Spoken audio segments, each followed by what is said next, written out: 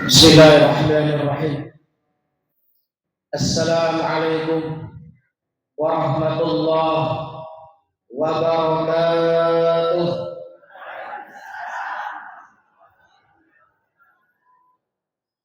الحمد لله رب العالمين، نستعينه ونستغفره ونعوذ بالله من شرور أنفسنا ومن سيئات أعمالنا. من يهد الله فلا مضل له ومن يضلل فلا هادي له. أشهد أن لا إله إلا الله وحده لا شريك له، وأشهد أن محمدا عبده ورسوله، لا نبي ولا رسول بعده. قال الله تعالى في القرآن الكريم: أعوذ بالله من الشيطان الرجيم. يا أيها الذين آمنوا اتقوا الله حق تقاته ولا تموتن إلا وأنتم مسلمون. قال رسول الله صلى الله عليه وسلم: اتق الله حيثما كنت وأتبع سيئة الحسنة تمحها وخلق الناس بخلق حسن. رب اشرح لي صدري ويسر لي أمري واحلل عقدة من لساني yafqahu qauli. Hadirin wal hadirat rahimani wa rahimakumullah. Bagaimana kabarnya bapak-bapak dan ibu-ibu semuanya sehat? Alhamdulillah. Alhamdulillah adalah kalimat zikir. Alhamdulillah merupakan tahmid yang paling Allah cintai. Alhamdulillah merupakan kalimat yang sederhana, simple, gampang diucapkan, tapi mengandung pahala yang dahsyat dan berat di sisi Allah Azza wa Jalla. Rasulullah SAW selalu mengajari kita dalam kondisi apapun kita harus membaca Alhamdulillah. Kalau senang ya Alhamdulillah, kalau sedih pun Alhamdulillah ala kulli halin. Ada tambahannya, ala kulli halin. Alhamdulillah atas segala keadaan. Yang pertama, alhamdulillah kita bersyukur kita berada di tempat yang paling mulia di jagat dunia. Kira-kira apa yang paling mulia di jagat dunia ini apa? Masjid. Sebagaimana Rasulullah bersabda, ahabbul bilad ilallahi masajiduha. Tempat di muka bumi ini yang paling Allah cintai adalah masjid-masjidnya. Alhamdulillah kita berada di Masjid Ali Zubaidah Islamic Center Siwal. Alhamdulillah ini merupakan ketenangan sendiri ya. Jadi kalau di masjid itu tenang. Bapak-bapak itu kalau hari Jumat tenang bu. Benar nggak? Waktu sholat Jumat saking tenangnya bapak, uru ya pak. Saking tenangnya, saking ademnya, saking kenapa? Kalau di rumah itu susah tidur. Di masjid itu kok gampang tidur. Benar kan? Berarti nikmatnya pol. Ya, alhamdulillah masjid itu nikmat sekali. Pokoknya kalau sudah berada di masjid semuanya menjadi tenang, anteng, nyaman. Di rumah belum tentu kita punya kipas. Di masjid ada kipas, ada lampu, ada karpet, ada sawah, bayangkan. Di depan rumah tembok sama tembok. Benar gak? Alhamdulillah. Ini nikmat sekali. Masjid yang paling nikmat ini masih dikelilingin sawah itu nikmat. Masih melihat yang hijau-hijau. Jangan melihat duit terus ya. Tapi kalian lihat hijau-hijau. Alhamdulillah. Jadi kalau bapak ibu berada di masjid, ini kalau berdoa, doanya mustajab dibandingkan di rumah. Ini karena baitullah. Kalau rumah baitu fulan. Rumahnya Allah dengan rumahnya fulan, mana yang lebih mulia? Rumahnya Allah. Sholat di rumah, pahalanya satu. Sholat di masjid, pahalanya 27 derajat. Apalagi kalau masjidnya Masjidil Haram.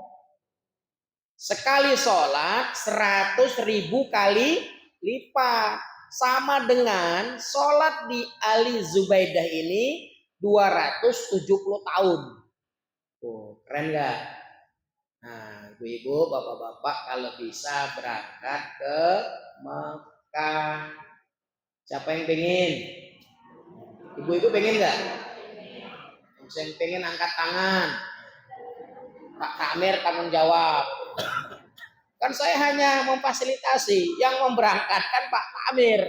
Pak Kamir cari proposal supaya Masjid Ali Zubaidah satu masjid berangkat semua. Setuju nggak Pak? Setuju. Masya Allah. Jadi kalau Masjid Ali Zubaidah ini kayak Masjid Joko Karyan, wah, top markotop Pak. Ya, tapi ya jangan ojo dibanding ya. Baik, alhamdulillah pertama kita juga masih berada di waktu terbaik. Waktu pagi itu waktu yang dicintai oleh Allah dan Rasulnya. Sampai-sampai Nabi kita bersabda begini. Allahumma barik ummati fi bukuriha. Ya Allah, berilah keberkahan bagi umatku di waktu paginya.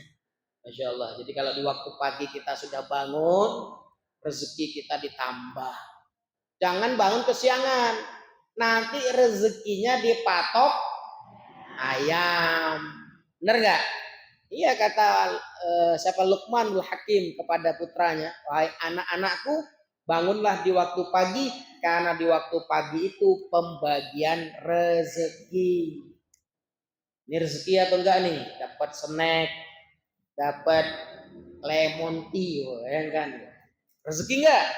Rezeki. Coba di rumah siapa yang buatin lemon tea? Bener nggak?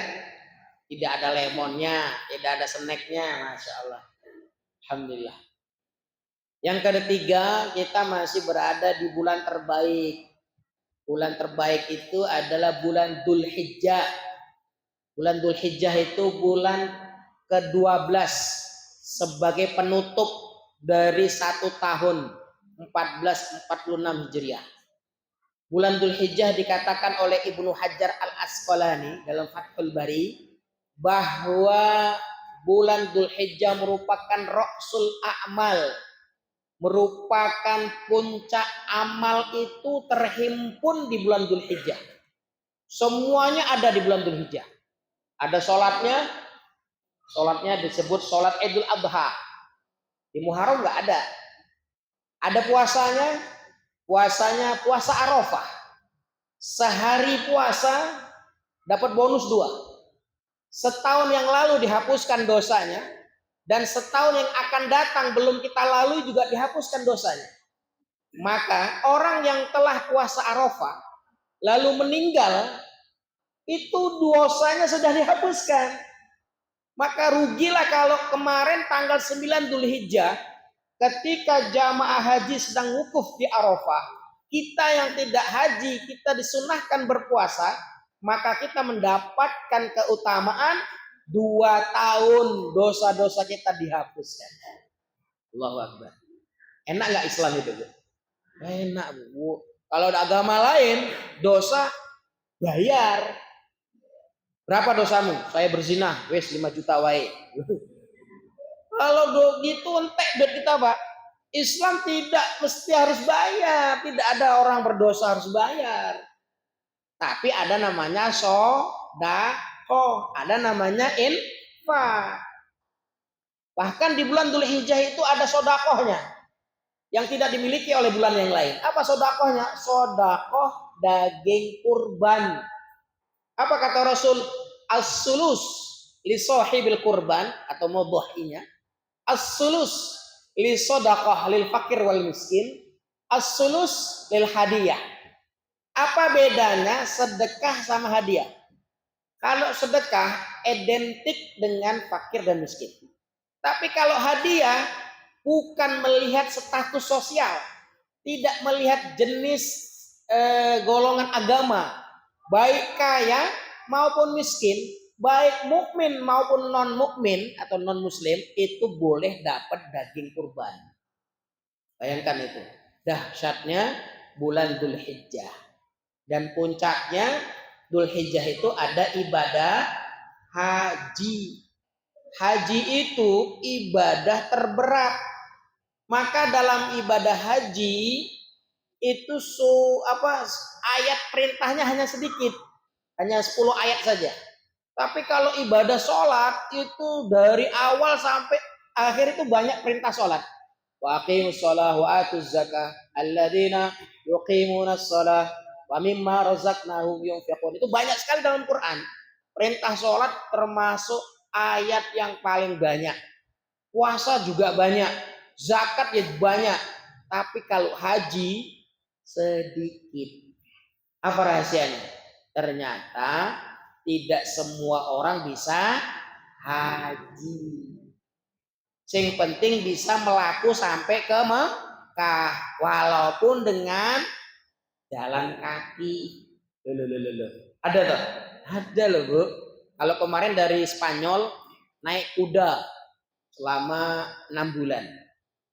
Kalau Indonesia Mas Fauzan dari Magelang naik sepeda ontel selama 1 tahun. Kalau Siwal naik apa nih Pak? Pesawat ya, sehari sampai hanya 8 jam. Ya mbok naik delman kah atau naik apa gitu loh Pak, biar desa Siwalnya terkenal. Itu kan Mas Fauzan tuh jadi viral gara-gara beliau naik sepeda ontel bisa ke Mekah, luar biasa. Jadi maka ayat perintah haji itu manis tato ilaihi sabila. Siapa yang mampu mengadakan perjalanan ke sana. Kalau dulu ada seorang sahabat Nabi namanya Uwais Al-Qarni melaksanakan ibadah haji jalan, benar nggak? Jalan loh Bu. Beliau rumahnya mana? Rumahnya di Yaman. Sedangkan haji itu ada di Mekah. Jarak Yaman dengan Mekah itu kita bisa cek dengan HP kita. Itu 480 km. Sama dengan hampir 500 km. PP-nya udah berapa? 1000 km Pak. Bayangkan. Solo, Jakarta hanya 450 km. Berarti melebihi Solo ke Lampung. Jalan kaki PP. Sanggup nggak kita Bu? Kalau jalan tok enak. Uwais Al-Qarni sambil apa? Menggendong siapa? Ibunya. Coba bapak-bapak ini, kapan pernah menggendong ibunya? Loh Pak, kapan Pak kira-kira? Pernah atau belum? Oh, sekarang digendong Pak. Karena surga itu ada di telapak kaki ibu. Al-jannatu tahta aqdamil ummahat. Alhamdulillah kita masih berada di bulan Dzulhijjah. Salah satu keutamaan lain, Dzulhijjah ini termasuk bulan haram. Urutan kedua. Sebagaimana Rasul bersabda, salah satu mutawalliyat, 3 bulan haram berurutan, dimulai Zulqa'dah, Dzulhijjah, Muharram, lalu lompat ke bulan ke-7 namanya bulan Rajab. Jadi kalau Bapak Ibu hadir dalam majelis pengajian Kliwon, Ahad Kliwon, menarik ya, sini kok berarti Kliwon itu berapa hari sekali? 35 hari sekali ya? Masya Allah. Ada Kliwonan, ada Ponan, ada Wagean, ada Legian. Masya Allah. Istilah-istilah kalender Jawa ini luar biasa. Tidak ada tandingannya ya. Luar biasa. Kalau kita beribadah di bulan Bapak Ibu hadir di majelis ilmu ini, di bulan Dzulhijjah, pahalanya berlipat-lipat ganda. Pahalanya berlipat-lipat ganda. Beda dengan bulan biasa. Kalau ibu pengajian di bulan Rabiul Awal, Rabiul Akhir, Jumadil Ula, Jumadil Akhir, itu pahalanya biasa. Tapi kalau pengajian beramal soleh, di antaranya pengajian, itu pahala kita bisa berlipat-lipat. Tak terhingga lipatnya. Karena al-hasanatu bi asri amsalihha, kata Rasul. Kebaikan itu dikalikan 10 dan dikalikan sabu'umi'ah, dikalikan 100, dikalikan 700 kebaikan. Tapi kalau di bulan Dzulhijjah bisa lebih dari 700 kali lipat kebaikan-kebaikan. Allahu Akbar. Alhamdulillah. Dan yang terakhir, kita masih berada di amal terbaik. Amal terbaiknya apa? Thalabul ilmi atau pengajian. Sebagaimana Rasul bersabda, man salaka tariqan yaltamisuhu fihi ilman sahalallahu tariqan ilal jannah. Jadi cara tercepat menuju surga itu adalah caranya belajar menuntut ilmu. Menuntut ilmu itu sejak kita digendong minal mahdi ilal lahdi, ya. Jadi bahasa nabinya utlubul ilm, carilah ilmu dari buayan sejak kita digendong sampai kita dimasukkan ke liang lahat baru berhenti. Kapan kita waktu buayan, waktu digendong? Ada kalimat azan dari orang tua kita. Maka setiap bayi yang lahir kan ada sunnahnya diazankan. Walaupun hadisnya agak namanya apa? Hasan, tapi boleh dipraktekkan. Kalau tidak diazankan boleh dengan membaca zikir a'udzubika bikalimatillahi tamma min syarri ma khalaq. Boleh seperti itu. Ini artinya sejak digendong kita sudah mendengar kalimat Allah. Benar ya? Berarti kita belajar. Dan ketika kita hendak wafat pun kita mendengar kalimat Allah. Yaitu lakinu mautakum bila ilaha illallah. Berikan, ajari, tuntun dengan baik orang yang mau meninggal dengan apa? La ilaha illallah. Masya Allah. Kalau ada orang mampu mengucapkan la ilaha illallah di akhir hayatnya, apa janji Rasul? Man qala la ilaha illallah fi akhir kalamihi dakhalal jannah. Barang siapa yang mampu mengucapkan la ilaha illallah di akhir hayatnya, maka baginya surga. Kalau hanya Allah boleh, karena Allah bagian dari kalimat la ilaha illallah.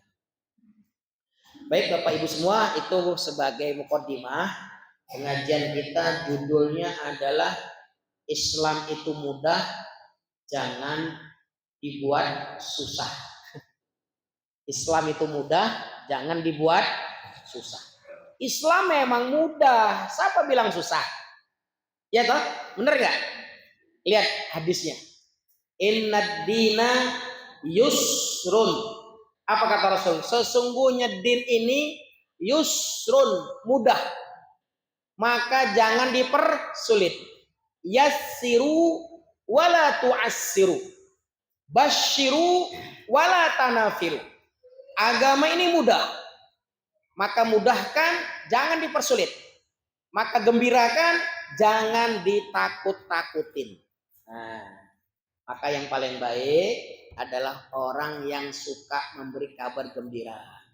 Ibu bapak hadir duduk 1 jam di masjid, dosanya rontok. Wow. Enak toh? Enak enggak? Bapak ibu duduk di diskotik 1 jam, dosanya 6. Betul enggak? Bapak ibu 1 jam duduk di warung hek, dosa atau pahalanya nambah atau berkurang? Pahalanya berkurang, dosanya nambah.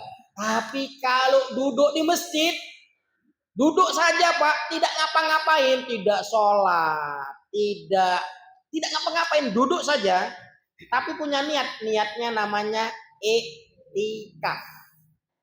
Iktikaf itu adalah seseorang dari rumahnya, dia berniat masuk masjid iktikaf walaupun hanya 5 menit.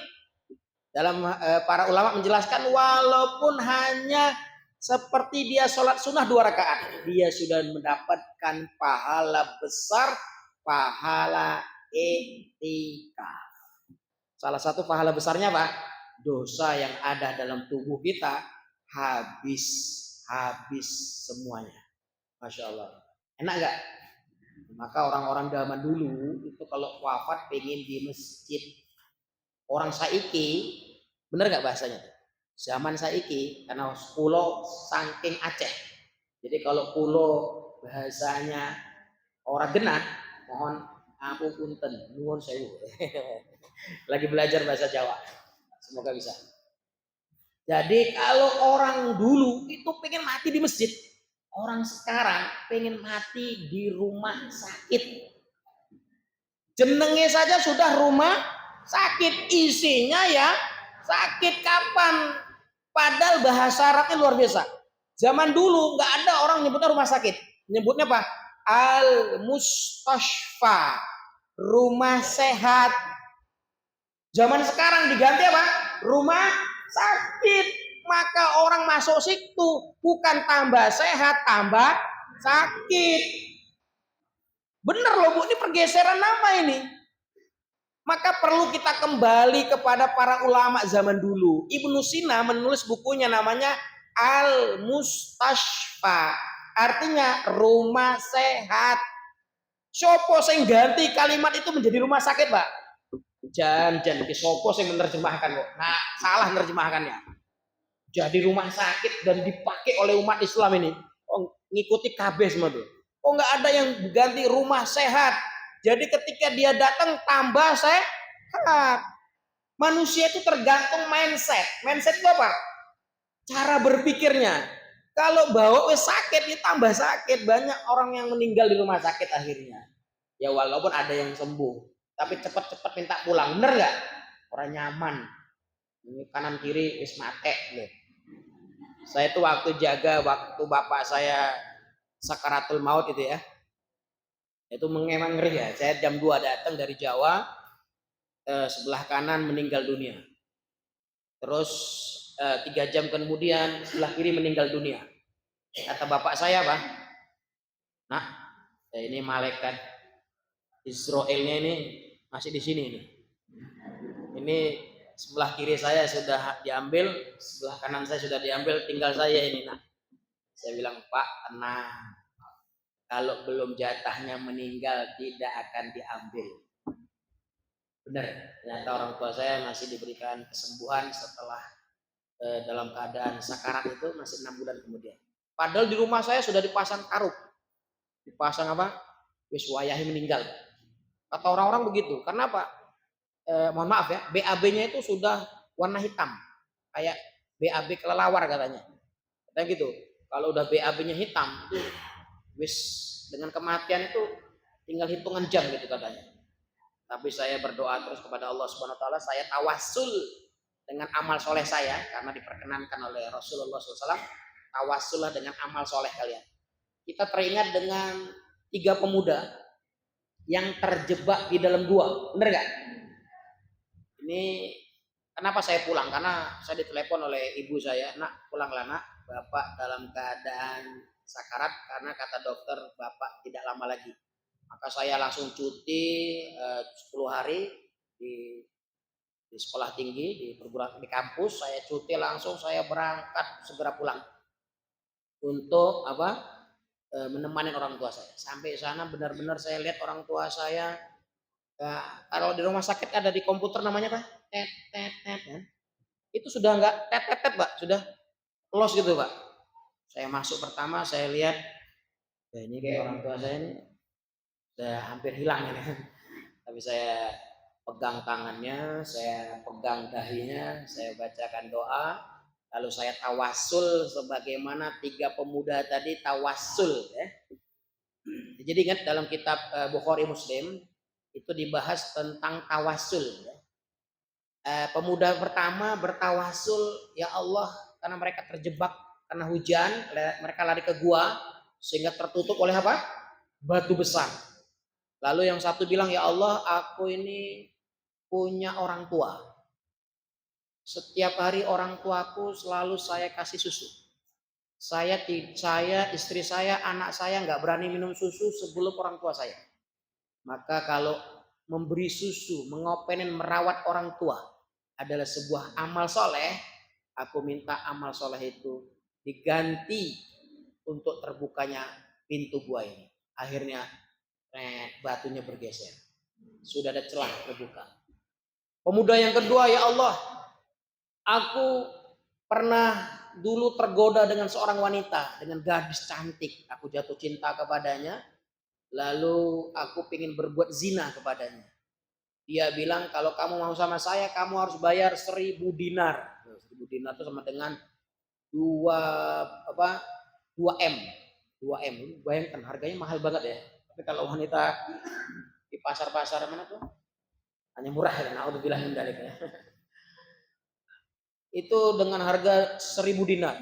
Ketika sudah berada di kamar, ya, perempuan itu sudah berada di kamar, sudah melepaskan pakaiannya. Laki-laki itu sudah berada di kamar dan hendak melepaskan pakaiannya. Lalu wanita itu bilang, apa kamu nggak takut sama Allah? Langsung dia pakai pakaiannya lagi, dia langsung lari dan menangis, dan dia meninggalkan wanita tersebut. Ya Allah, kalau aku meninggalkan zina karenamu ya Allah, gantilah pahala itu untuk terbukanya pintu gua ini. Akhirnya pintunya terbuka. Yang ketiga, ya Allah, aku punya karyawan, yang mana karyawanku ini bekerja dengan gesit, giat, semangat sekali. Tapi waktu jatahnya gajian, dia malah pergi. Kalau hari ini kan terbalik, Pak. Orang kerja waktu gajian, teko. Bener gak? Biasanya orang gitu. Ini terbalik. Kalau zaman dulu, waktu sebelum gajian, semangat kerjanya. Waktu hari gajian, dia malah pergi. Kan kalau di tukang kan hari gajiannya hari Sabtu, ya Pak? Bener, biasanya begitu ya. Itu ketika waktu gajian dia malah pergi. Lalu kembali lagi dalam waktu sekitar 2 tahun. Dalam hadis itu 2 tahun.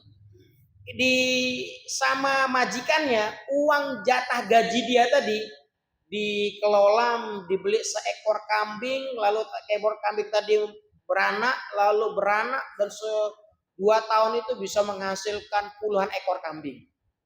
Lalu ketika sudah 2 tahun dia datang, dia minta gaji kepada majikannya. Wahai majikanku, aku minta gaji yang aku belum sempat mengambilnya. Maka majikannya bilang, gajimu adalah itu, hewan yang ada di depan rumahku semuanya milik kamu. Kata karyawannya, jangan ngejek lah. Tidak, uangmu saya kelola jadi 10-an ekor kambing itu. Maka dia berdoa, ya Allah, kalau aku menolong karyawan tadi dari miskin menjadi kaya, tolonglah bukakan pintu gua ini. Akhirnya pintu gua itu terbuka. Dan 3 orang ini bisa pulang dengan baik. Nah, ketika bapak saya sakit juga, saya tawasul. Ya Allah, saya punya amal soleh yang istri saya nggak tahu, anak saya nggak tahu, bahkan kaum muslimin juga nggak tahu. Yang tahu hanya aku dengan engkau saja ya. Kalau itu yang saya kerjakan hanya untukmu, tolong sembuhkan orang tua. Setelah saya baca doa seperti itu, matanya melek gini Pak. Luar biasa itu. Lalu saya bilang, wah. Dia bilang, nak kapan datang? Baru aja Pak. Bapak sudah sholat isya atau belum? Belum. Saya bilang, Bapak sholat dulu. Sudah sholat, subuhnya boleh pulang, bayangkan. Masya Allah. Dalam keadaan sekarat, subuhnya boleh pulang loh, bayangkan. Itu luar biasa. Kata dokternya ini enggak mustahil. Kok bisa orang yang sudah diponis hampir meninggal kok bisa sembuh? Kata dokternya ini mustahil. Ini sesuatu yang keajaiban yang belum pernah saya temui. Lalu dia tanya, siapa yang Bapak terakhir temukan? Ini saya punya putra. Anak saya dari Jawa baru datang menjenguk saya. Lalu dokter tadi berbicara sama saya. Anda ya? Iya Pak, saya Pak. Apa yang Anda baca untuk orang tua, kok orang tuanya bisa sembuh? Enggak ada saja, hanya doa saja. Jadi Bapak Ibu semua, Islam itu agama mudah. Maka kata Rasulullah SAW, Inna dina yusrun. Maka agama ini mudah. Jangan dibuat persulit. Bayangkan coba, kalau kita sholat gak mampu berdiri, kita boleh apa Pak?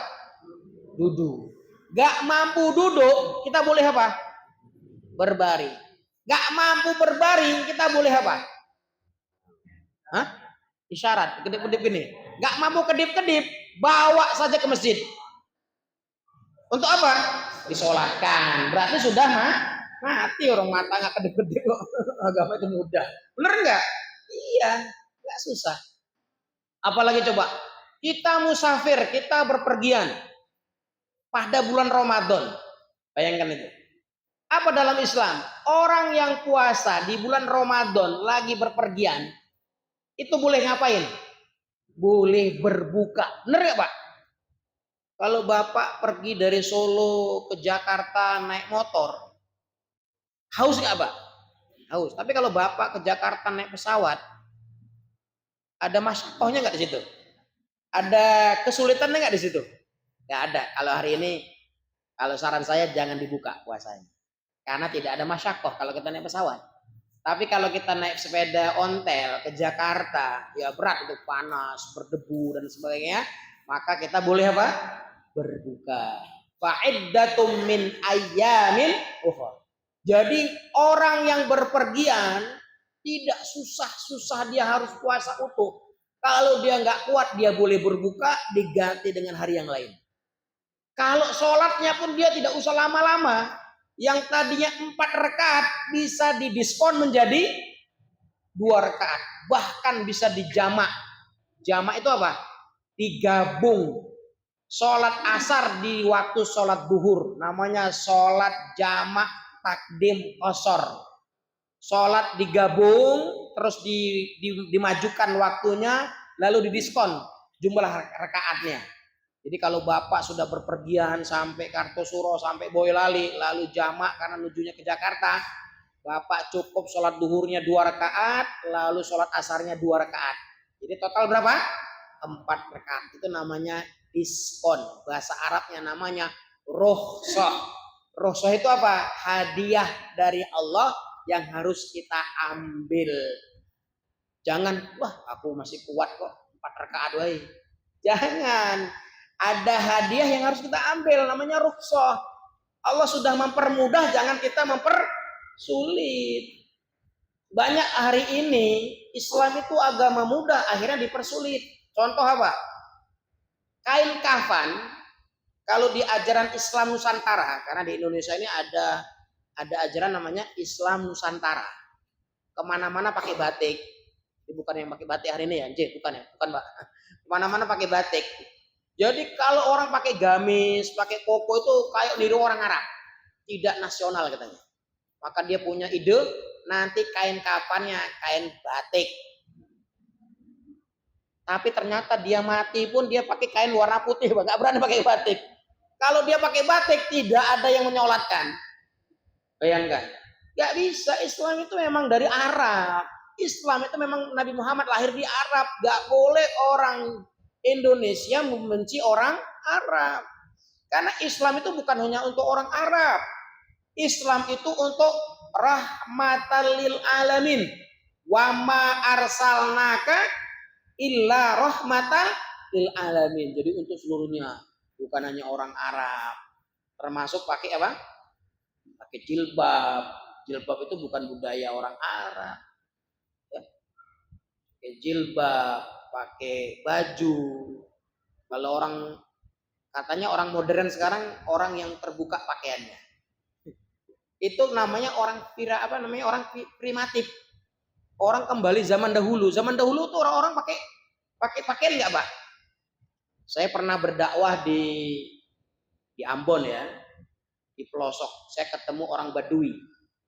Alhamdulillah saya sudah ke banyak negara. Saya juga pernah berdakwah di Malaysia, berdakwah di Thailand, di Fatani. Saya pernah ke Qatar dan macam-macam berdakwah. Saya waktu ke Ambon yang di Indonesia, di Ambon, di Poso, di Makassar, di tempat-tempat terpencil, saya nemukan ada orang Baduy. Di Ambon itu orang Baduinya tidak pakai baju, tidak menutup aurat. Jadi ininya kelihatan, itunya kelihatan. Ininya kelihatan, itunya kelihatan. Itu orang Baduy asli, Pak. Lalu saya datang ke sana, Saya nggak paham bahasa mereka, tapi saya paham bahasa isyarat. Jadi pokoknya begitu-gitu. Saya pakai penerjemah selama 3 bulan ngajarin orang Baduy itu Pak, hanya dapat baru pinter pakai baju dan mandi. Cara ngajarin mandi dan pakaian itu 3 bulan. Bayangkan. Belum diajari sholat Pak. Belum, karena mereka belum mau sholat. Yang penting berani dulu menutup aurat. Karena kelihatan semua. Kita mau ngomong sama ibu-ibu, kelihatan ininya, kelihatan itunya. Loh saya gimana ngomongnya? Duh, merem gini ya nggak mungkin. Bener nih Bu, saya bukan ngapain. Saya ngomong sama ibu-ibu, sama perempuan yang belum nikah, tuh ini nggak berpakaian semua, yang bapak-bapak itunya kelihatan. Waduh, gimana ini caranya? Jadi selama 3 bulan itu saya ajari, ayo ke sungai, bersih-bersih, pakai sabun, pakai sampo, mandi bersih. Lalu pakai baju kita bawa. Waktu saya pakai baju lengkap begini, saya disebut gini. Kalau di sini orang nggak pakai baju kita sebut. Tapi kalau di sana terbalik, orang yang pakai baju lengkap itu disebut orang gila. Kayak orang Barat hari ini, orang Barat itu pakai celana pendek-pendek, bener nggak? Coba lihat di Bali, di Kuta, di macam-macam tuh. Ininya, itunya, bener nggak? Ininya, itunya, kelihatan semua nggak? Dan itu katanya modern. Itu saya bilang itu orang piramid, orang kembali zaman dahulu, orang yang modern hari ini. Nih, bapak-bapak yang ganteng-ganteng nih, lengkap pakaiannya, itunya nggak kelihatan. Tuh ibu-ibu tuh, ininya nggak kelihatan. Itu, bener nggak? Ini modern, jangan terbalik. Orang modern kok celananya sobek-sobek, Pak. Ada nggak orang pakai celana jeans, pahanya sobek, pantatnya sobek? Bener nggak? Itu memang sengaja atau gimana tuh? Pakai baju you can see. You can see itu bahasa Inggris, artinya you, kamu, can, bisa, see, melihat. Kamu bisa melihat. Pakai bajunya, pakai roknya di atas paha, keleknya kelihatan, udelnya kelihatan. Memang pakai baju itu dia pengen dilihat orang lain, padahal badannya isinya panu semua. Kok nggak malu ya? You can see. Berarti dia kembali ke zaman piramida, ke zaman piramid orang yang bahula, orang yang kekurangan ilmu dan kekurangan pakaian. Jadi ketika ngajari orang Baduy Pak, sampai akhirnya mereka bisa sholat, bisa syahadat, bisa mengerti Tuhannya, itu suatu kenikmatan sendiri. Bisa mengislamkan orang satu kampung, itu suatu kenikmatan sendiri. Ya, alhamdulillah. Jadi Islam itu saya bilang agama mudah. Ketika dia belum bisa sholat, jangan kita paksa sholat. Ketika dia belum bisa ke masjid, belum bisa zakat, belum bisa sodako, jangan kita cap dia munafik, jangan. Karena orang kita ini mudah sekali terlalu menyalahkan, ya. Terlalu mudah menganggap orang lain itu salah, nggak boleh. Orang itu semakin dia berisi, semakin dia pinter, itu semuanya benar, nggak ada yang salah. Yang salah itu yang tidak sholat, itu baru benar. Benar nggak? Kalau sholatnya pakai bismillah boleh, tidak pakai bismillah dijaharkan juga boleh. Boleh dia sholatnya, coba bayangkan, tangannya di sini, coba lihat takbir saja, ada yang di sini, ada yang di sini, ada yang di sini, ada yang di pusar, ada yang nggak begini, bener nggak? Kalau Bapak haji dan umroh, lihat orang-orang Maghribi, orang Maghribi itu orang-orang Afrika, orang Maroko, itu sholatnya nggak pernah ngangkat tangan, Pak. Kalau kita kan Allahu Akbar, taruh di tangan kanan di atas tangan kiri. Tapi kalau orang Maghribi, itu mereka Allahu Akbar begini saja, tangannya tetap di samping, Pak. Apakah mereka salah? Tidak. Karena juga ada hadisnya. Ini luar biasa. Jadi Bapak Ibu semua, karena kita belum selesai kitab Bukhari, kita belum selesai kitab Muslim, kita belum selesai kitab Nasai, Imam Ahmad, Daruqutni, Ibnu Hibban, kitab-kitab hadis itu kita belum selesai, berarti jangan pernah menyalahkan orang lain dulu. Bisa jadi kita belum tahu. Belum tahu.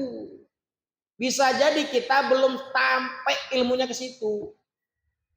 Dulu saya ketika masih berada di pondok, ya baru tamat pondok itu, karena saya lihat karena di pondok itu jarang orang angkat tangan. Jadi Ketika ada orang berdoa ngangkat tangan, lalu saya bilang, kok orang ini berdoa ngangkat tangan padahal tidak ada contohnya, saya bilang gitu. Tapi setelah saya menuntaskan kitab-kitab hadis tadi, belajar dengan masyayikh di Mekah, di Madinah, saya belajar di sana, saya lihat ternyata Masya Allah, semakin kita lama belajar, kita menemukan ternyata apa yang dulu kita yakin itu ternyata salah. Ternyata orang berdoa sambil mengangkat tangan itu yang lebih baik dibandingkan tidak angkat tangan. Bayangkan. Allah Subhanahu wa taala merasa malu kalau dia sudah ngangkat tangan tidak diberi. Ibu-ibu, bapak-bapak coba lihat ketika anak kita sudah ngangkat tangan, lalu tangannya kalau kita pukul, anak kita sakit hati nggak, Pak? Bu, jalur duit. Bu, jalur duit gitu kan anak kita, bener nggak? Nih, jajan. Kan tangannya gini. Kita sebagai orang tua apa? Ya wis nih, 5.000. Bener nggak? Gak mungkin dia kembali tangannya dengan kosong. Maka Allah Subhanahu wa taala merasa malu kalau hambanya mengangkat tangan tapi tidak diberikan sesuatu. Maka ternyata dalam kitab itu, dalam hadis itu ternyata berdoa dengan mengangkat tangan itu lebih mulia dibandingkan yang tidak mengangkat tangan. Tapi permasalahannya, ngangkat tangan bagaimana doanya? Apakah begini? Begini? Begini? Begini? Begini? Begini? Begini? Nah, itu bagaimana? Itu juga ada ilmunya ya. Ya, jadi kalau di alam terbuka waktu sholat istisqa, Nabi itu berdoanya begini, dibesar sampai kelihatan apa namanya ketiaknya, jadi gini. Tapi kalau di waktu biasa Rasulullah SAW hanya berdoa meletakkan kedua tangannya digabung lalu diletakkan di mana sejajar dengan dagunya. Dan banyak lagi hadis-hadisnya. Ternyata beraneka ragam. Mau dia berdoa begini begitu, yang penting angkat tangan. Seperti begini Pak, tasyahud. Kan ada yang digerakkan, ada yang didiamkan. Benar nggak Pak? Mana yang baik Pak? Diam apa gerak Pak? Kata yang pengikut diam, menggerakkan lebih dari 3 kali sholatnya batal. Benar nggak? Ini berapa kali geraknya? Berapa kali Pak? Banyak gerak ini. Benar nggak? Iya. Tapi dalam satu hadis, orang yang menggerakkan jarinya adalah memukul setan, setan lari dan mendatangkan manfaat besar. Jadi ternyata Rasulullah taharraka sababa. Rasulullah menggerakkan jarinya. Jadi ketika kita lihat ada teman kita sholat diam, benar. Ada teman kita sholat gerakkan jarinya juga benar. Jangan menganggap yang diam itu benar, yang gerakkan salah. Nanti yang gerak menganggap yang diam itu juga salah. Maka Islam itu agama mudah, jangan dipersulit. Kalau belum bisa haji, ya umroh. Kalau belum bisa umroh, ya sholat syuruk. Bener nggak Pak? Apa itu sholat syuruk? Sholat 2 rakaat setelah subuh sampai matahari tulu. Tulu itu apa?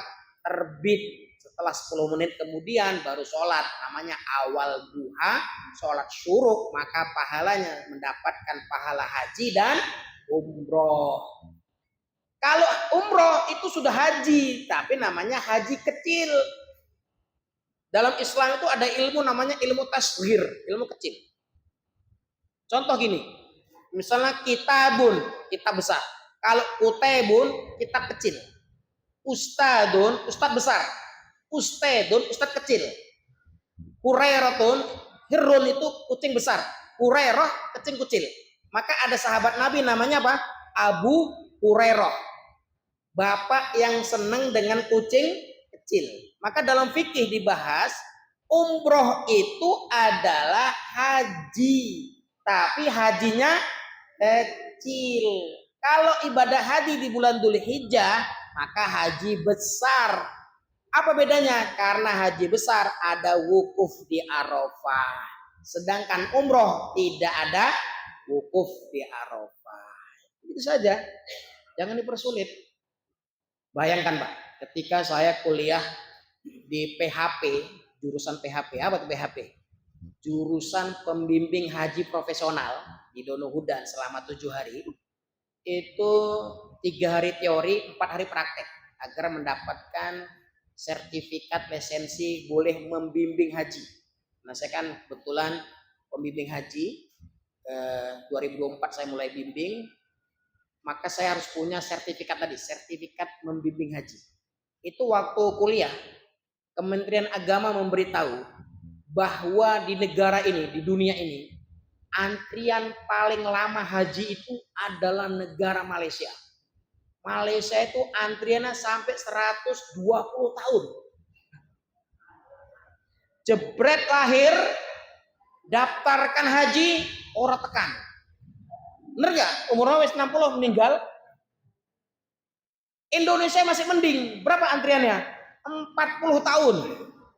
Kalau bapak sekarang sudah wis 60, antri 40, umurnya orang nyanda. Bener gak? Maka bapak ibu harus niru jamaah haji 2025 ini. Namanya saya lupa namanya. Beliau ini nabung sejak umur 15 tahun, sehari 1.000, sampai 38 tahun kemudian beliau bisa haji dengan nabung sehari 1.000 saja. 38 tahun sama dengan 248 bulan sekian. Berarti uangnya dikalikan 30.000, tertotal 120 juta. Tapi istiqomah. Istiqomah apa artinya, Pak? Ajek nabung 1.000 bisa mangkat haji. Kita kalau sekarang nabung 1.000, tekan nggak, Pak? Wis umur 40 kok. Hah, tekan nggak? Orang tekan. Jadi gedein, jangan 1.000. Jadi 5.000 atau 10.000. Kalau di masjid Gumpang ya, saya ngisi sana juga. Itu satu jamaahnya umroh bareng. Wallahu Akbar. Satu jamaahnya 350 umroh bareng suami istri, semua jamaahnya mangkat umroh. Wah, keren nih, Pak. Mereka punya inisiatif takmirnya, sehari nabung 10.000, sebulan 300.000, kalikan 5 tahun dapatnya 21 juta. Sudah bisa umroh dengan tiket yang harga 21 juta. Masya Allah. Keren nggak? Keren. Siapa yang mau umroh? Cukup sehari 10.000. Karena pahalanya besar. Jadi agama Islam itu agama yang mudah. Baik. Kemudian ketika kita tidak boleh memaksakan diri juga ya. Kadang-kadang orang itu terlalu memaksakan diri. Padahal dalam Quran Allah sudah menegur kita. La yukallifullahu nafsan illa wus'aha. Kalau hujan lebat, kita posisi di rumah. Jangan memaksakan diri ke masjid. Ada sholat rukhsahnya, namanya shollu firrihal. Shollu fi buyutikum. Sholatlah di rumah kalian. Tapi jangan setiap hari. Orang hujan juga sholat di rumah. Sholat di rumah itu boleh kalau hujan. Kalau tidak hujan, tidak boleh. Kalau sakit, boleh. Jadi ada dua. Para ulama membolehkan sholat di rumah itu karena hujan, karena sakit, karena terhalang dengan postur tubuhnya, atau misalkan dia pincang atau dia gitu ya.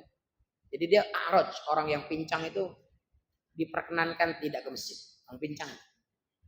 Tapi kalau orang buta, dia masih punya kaki, dia masih diperkenankan berangkat ke masjid ya. Selama kita tidak sakit, tidak hujan, tidak pincang, ya mangkat ke masjid. Terutama yang bapak. Jadi Islam ini jangan memaksakan. Kalau punya ya kerjakan, tidak punya ya tidak usah kerjakan. Contoh kurban. Ini juga yang hari ini umat Islam, kita perlu belajar sama Banjarnegara, Pak. Banjarnegara itu bisa kurban Bisa kurban satu kampung, Pak. Sapinya 1.500, kambingnya 15.000. Masya Allah, satu rumah itu semuanya, satu kecamatan itu semuanya kurban sampai dagingnya setinggi masjid. Ya Allah ya Karim. Lihat daging saja sudah kenyang ini. karena saking banyaknya. Mereka kenapa bisa kurban? Karena mereka menganggap kurban itu hukumnya wajib. Kalau Imam Abu Hanifah yang mengatakan kurban itu hukumnya wajib karena berdasarkan Nabi Shallallahu Alaihi Wasallam tidak pernah tidak kurban. Kalau Imam Syafi'i hukumnya sunnah karena bagi siapa yang tidak punya kekayaan pada hari itu seharga kambing dan 4 hari kehidupan maka dia tidak diwajibkan. Tapi kalau dia punya uang 3 juta plus tambah 4 hari 400.000 berarti sekitar uang 4 juta rupiah dia punya, maka dia wajib untuk kurban. Kalau nggak bisa beli kambing yang mahal, cukup kambing kambing apa? Betina. Apa masalah bahasanya? Yang tidak melahirkan apa? Majer apa? Majer. Itu boleh. Jadi kurban itu bukan hanya jantan, betina juga boleh. Mana murah mana? Murah. Betina apa jantan? Betina. Jadi kalau bapak baru sanggup uangnya 1 juta bisa kurban dengan betina. Demikian Bapak Ibu semua, Islam itu mudah, jangan dipersusah. Islam itu mudah, jangan dipersulit. Semoga ada wawasan, ada inspirasi bagi kita semua dalam kajian yang singkat ini. Saya mohon maaf kalau ada lebih dan kurangnya. Mari kita tutup dengan doa kafaratul majlis. Subhanaka Allahumma wa bihamdika asyhadu an la ilaha illa anta astaghfiruka wa atubu ilaik. Wassalamualaikum warahmatullahi wabarakatuh.